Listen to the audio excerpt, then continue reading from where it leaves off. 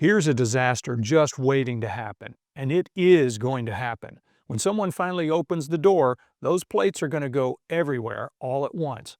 It's not a question of if, but when. For you quantum nerds, this meme has been called Schrodinger's plates, and for the rest of you, plug that term into your favorite chatbot and learn why. As sure as those plates are going to crash, Qday is coming, and it's going to wreck your cyber defenses. Except unlike the plates, your crypto is going to break even if you do nothing, especially if you do nothing. So what the heck is Qday? Well, I'm glad you asked. Qday is the day when quantum computers finally get strong enough to break all of our classical cryptography. And when that happens, your future self will be glad that you watched this video and took the necessary steps to prepare. Your future self will also wonder what in the world were you thinking with some of those regrettable fashion choices. But that's a topic for another day. In this video, we're going to cover what is Qday, why you should care, and when it's going to happen.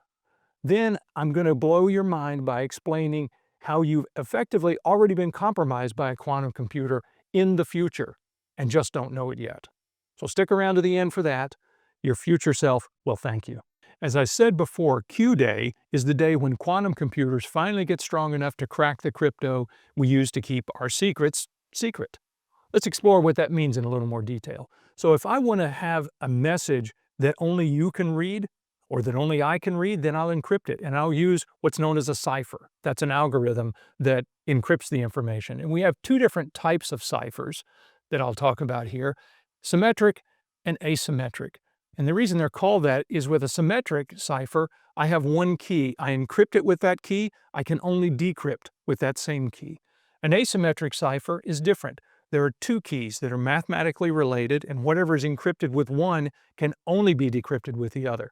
That actually gives us some leverage, and there are cases where we're going to use both of these. AES is the most common symmetric algorithm in use today.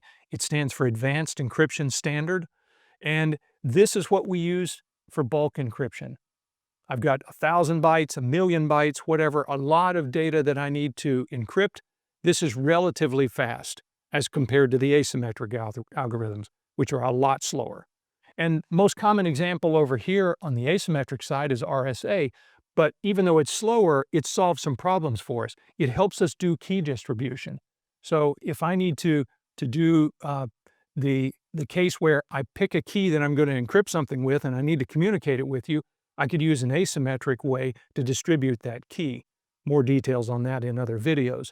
But this is also the basis for our public key infrastructure, PKI. It's where you hear the term digital certificates come in, because that's a way of communicating what one of those two keys is in order to do some of these kind of distributions. So all good, and we use them in combination all the time. These are very common.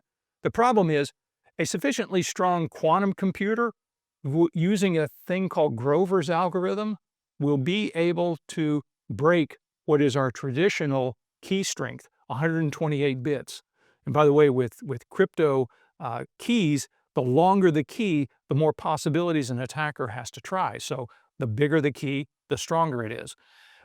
But Grover's will be able to break 128 bits with a sufficiently strong quantum system. So what we'll do in this case is double the key size to 256. The AES algorithm allows for either of those options. And we should be good to go according to the crypto experts, what they say. However, it's a different story on the asymmetric side. There's a thing called Shor's algorithm, and what Shor's is able to do is obliterate these asymmetric algorithms. We can't just double the key size. It's still a problem. So we actually need new algorithms here, post-quantum crypto algorithms, or sometimes called quantum-safe cryptography, post-quantum cryptography. We're going to have to implement these, a doubling of key size and a complete change out of the asymmetric algorithms in order to be ready for Qday.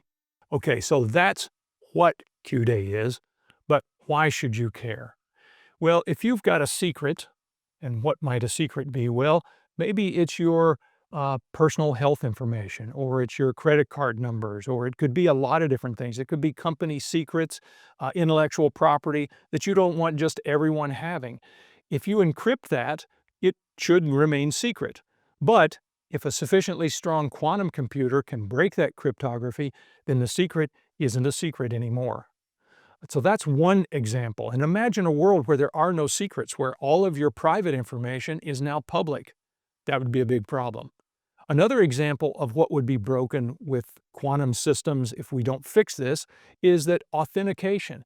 I won't be able to know if it's a good guy or a bad guy, if it's you or someone claiming to be you, because our algorithms that do that also rely on cryptographic primitives.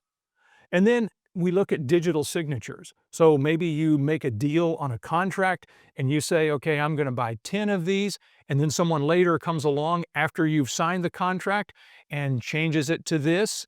Well, now how do we know which was the actual terms that you agreed to? And we use cryptographic algorithms in order to determine if a document or a piece of data has been tampered with. We'll lose the ability to do that. So that would be a big compromise as well. So that's why you have to care. You live in a world without secrets, we wouldn't know who was who, and we wouldn't know if what we'd agreed to was really even what we thought it was to begin with. Everything would constantly be changing under us. Here's the question everyone wants to know. When is Qday going to happen? And here's the unsatisfying answer. No one really knows. In fact, I'm going to tell you, you're probably not going to know once it's happened. Because the people that do it, maybe a nation state, maybe a hacker collective, once they've done this, they're not going to go tell the whole world, look what we just did, because if they do, they lose their advantage. They want to be able to read these secrets for as long as they possibly can without everyone knowing about it. So once it occurs, it will be some time, most likely, before we actually are aware. So just bear that in mind when you're thinking how much time you have to prepare. It could have already happened, and you're just not aware of it yet. But most people are thinking it's 5 to 10 years from now at the time we're recording this, so no one really knows, but 5 to 10 years, a lot of people then take a deep breath and say, okay, I can afford to wait. I'm going to tell you why you can't. Governments and regulatory agencies around the world have basically looked at this problem as well. They know about all the questions that are involved here, and the general consensus is that in this sort of time frame, 2030 to 2035 is when they're all saying we need to deprecate. We need to get rid of these old crypto standards that we've been using. They've served us well, but nothing lasts forever, and these are not designed to last forever. But I'm going to tell you, you don't actually have that much time. You don't have another 5 or 10 years to think about this, and here's why.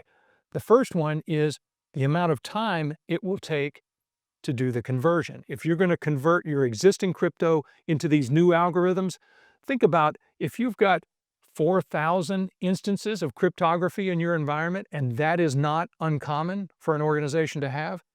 If you're able to convert one of those per day, then you're looking at more than 10 years before all of your environment is converted over to a totally quantum-safe environment. That is too long. In other words, there's not enough runway for this plane to take off. You're going to get caught, most likely, with a lot of data that could be exposed. The second reason is cost. It's going to cost a lot if you wait to the last minute. Generally, that's how things work. If you need to do it fast, it's going to be more expensive. The closer we get to Qday, the more expensive it's going to be to do the conversions. Why is that? Well, your people are busy. You're going to have to take them off of certain projects, and that's going to cost you opportunity cost. Or you hire consultants.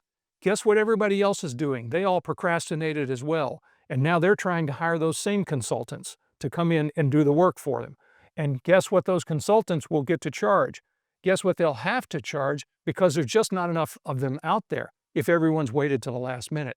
So the scarcity is going to make the price of this go up dramatically. A third reason that you need to think about this now is basically the wildcard factor that could happen. And we've already had 2 examples of this already, where there was research that came out that said using an existing quantum computer with today's level of strength, not the future ones, and existing supercomputers or other classical computers, using a combination of Grovers and Shors and some other things like that, we're going to be able to break our crypto. Now, it turns out those 2 examples I'm thinking of didn't pan out, but the warning shot was fired. In other words, Something could happen. Someone might make a research breakthrough tomorrow and suddenly realize we can break all of this stuff now. And then it's not 5 to 10 years. Now it's everyone's going to be paddling as fast as they possibly can. So be aware that this is one of those wild cards that could come in at any point. And the fourth one, and this is the one I think is really a kind of mind-bending one to think about, is harvest now, decrypt later. In this scenario, if I make a copy of your data today and it's encrypted, I just have to sit on it and wait for the future to come to me. And once I have a computer, quantum computer that's strong enough, I'll be able to decrypt it in the future time. Now, in a sense, that attack already occurred in the past. It was already set up. The failure had already been locked in. In fact, if I copied your data last week or last year or 10 years ago, then eventually the future is now, and when that happens, the future will be able to decrypt that data. So that's why I'm making the argument that, in fact, your data, just like that china cabinet with the plates that are about to fall, it's already been set up for a disaster to occur. And now it's just a matter of when the door gets opened. Whether you open it or not, the door will be opened. So in a sense, already the damage has been done. We're just waiting for it to happen. So there you see. The question is, are you ready for Qday? And if you're honest, the answer clearly is no for almost all organizations. And now you can see why you can't afford to wait on the migration to post-quantum cryptography. It's too expensive. It'll take too long. There's too many risks involved. So you want to get started on this now. If you do, your future self will thank you. Oh, and while you're at it, go ahead and toss that awful shirt. Your future self will thank you for that too.